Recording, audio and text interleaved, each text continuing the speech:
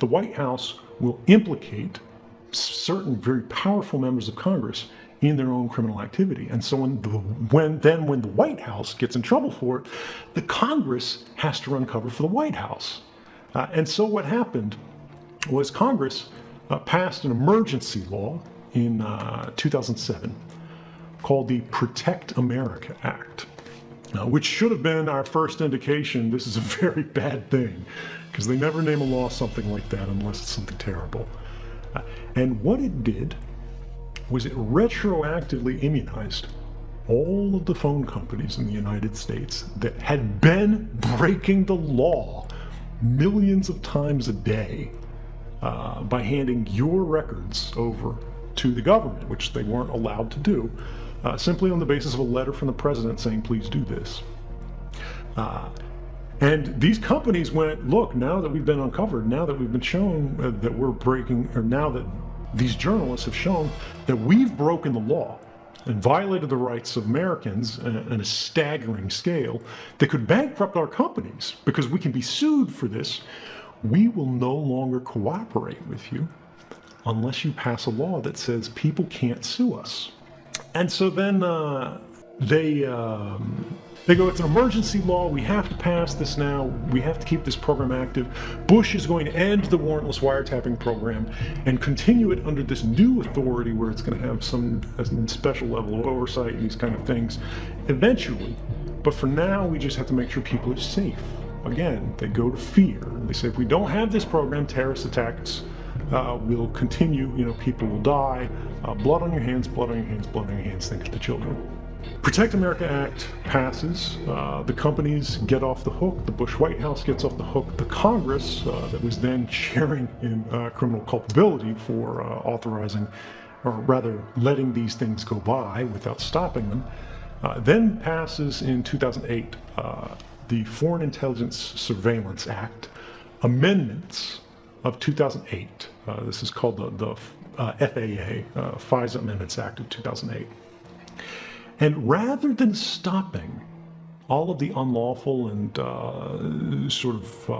unconstitutional activities that the intelligence agency was doing, they continued it in different ways simply by creating a few legal hoops for them to jump through. Now, this is not to say, these things aren't helpful at all. It's not to say they're not useful at all. But it's important to understand when the government's response to any scandal, and this applies to any country, is not to make the activities of the person who is caught breaking the law comply with the law, but instead make the activities of the person who is breaking the law legal, right? They make the law comply with what the agencies want to do, rather than make the agencies comply with the law. That's a problem, and that's what happened here. Now, the intelligence community's powers actually grew in response to this scandal in 2008 because Congress was on the hook and they just wanted to move on and get this over with. There were objections. There were people who knew this was a bad idea, but it passed on. Now, what the public took away from this, because a part of these laws, was a requirement that the Inspector General of all of these different intelligence community elements and the Director of National Intelligence submit a report saying this is what happened under that warrantless wiretapping program. This is how it complied with the law or how it didn't comply with the law. And basically look back at how this program was constituted, what it did, what the impacts and effects were. And that was supposed to be sort of the Truth and Reconciliation Council, right? Now, why am I talking about all this ancient history? Well, I'm sitting here in 2012 with a classified Inspector General's report, draft report from the NSA that names names, that says Dick Cheney, that says David Addington, that says Nancy Pelosi, that says all these people who are involved in the program, the TikTok of how it happens. It says the director of the NSA, that guy who's evacuating the building at the beginning of our podcast here,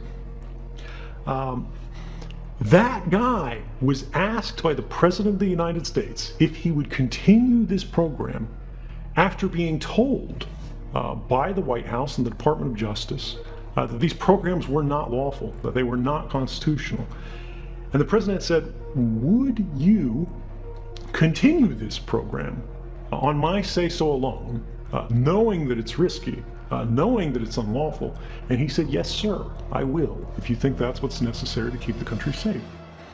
And at that moment, I realized these guys don't care about the law. These guys don't care about the Constitution. These guys don't care about the American people. They care about the continuity of government. They care about the state, right? And this is something that people have lost.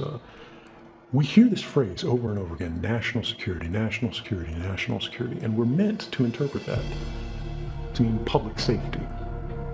But national security is a very different thing from public safety. National security is a thing that in previous generations we referred to as state security. National security was a kind of term that came out of the Bush administration to run cover for the fact that we were elevating a new kind of secret police across the country. And what does it mean when, again, in a democracy, in the United States, the public is not partner to government? The public does not hold the leash of government anymore, but we are subject to government, right? We are subordinate to government. And we're not even allowed to know that it happened. Now, in the book, I tell the fact that I had access to the unclassified version of this report back in Japan. And what's interesting is the unclassified version of a report, and we've all seen this today with things like the Mueller report and all of the intelligence reporting that's happened in the last several years.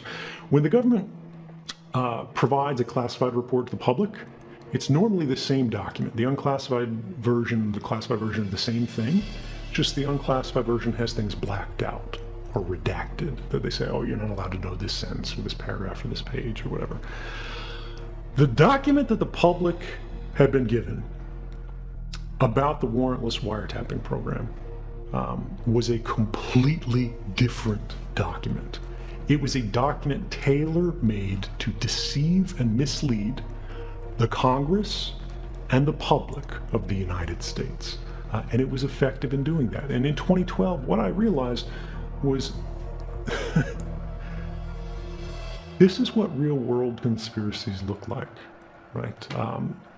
It doesn't have to be smoking men behind closed doors, right? It's lawyers and politicians. It's ordinary people from the working level to the management level who go, if we don't explain this in a certain way, we're all going to lose our jobs. Or the other way, they go, we're going to get something out of this if we all work together. Civilization is the history of conspiracy, right? What is civilization but a conspiracy for all of us to do better by working together, right? But it's this kind of thing that I think too often we forget because it's boring as hell. I want all your listeners, right, to go to the Washington Post, because this document that I discovered that really changed me has been published, courtesy of the Washington Post. It's called the Inspector General's Report on Stellar Wind. And you can look at the actual document that I saw that was unredacted, right? I had no blacked out pages on mine. And what I believe it shows is that some of the most senior officials in the United States, elected and unelected, worked together to actively undermine the rights of the American people to give themselves expanded powers. Now, in their defense, they said they were seeking these powers for a good and just and noble cause, right? They say they were trying to keep us safe. But that's what they always say. That's what every government says. That's no different than what the Chinese government says or the Russian government says. And the question is, if they are truly keeping us safe, why wouldn't they simply just tell us that? Why wouldn't they have that debate in Congress? Why wouldn't they put that to a vote? Because if they were, and they could convince us that they were, they'd win the vote. And particularly, we all know, like the Patriot Act passed, one of the worst pieces of legislation in modern history passed. Why didn't we get a vote? And I think if you read the report, the answer will be clear.